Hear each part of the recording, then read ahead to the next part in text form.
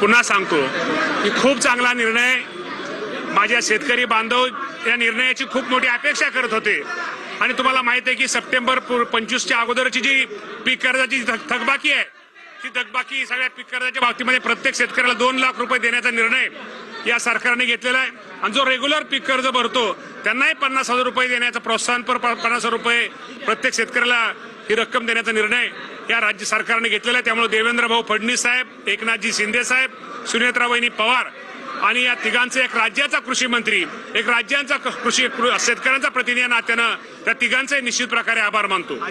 स्मारक आहे ते उभारण्यासाठी देखील आहे। निश्चित प्रकारे दादांची आठवण आज आल्याशिवाय सगळ्यांना राहत नाही, कारण आपल्याला माहिती दादा हे शेतकरी होते, हाडाचे शेतकरी होते, त्यामुळे शेतकऱ्याचं दुःख, शेतकऱ्याच्या अडचणी या दादांना माहित होत्या। निश्चित प्रकारे आजची कर्जमाफी असू द्या किंवा पहिल्यांदाच मुख्यमंत्र्यांनी अर्थसंकल्प सादर करताना स्वर्गीय दादांची आठवण, दादांचं त्यांनी आठवण स्मरण केलं।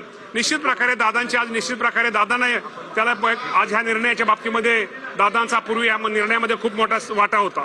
ठीक आहे।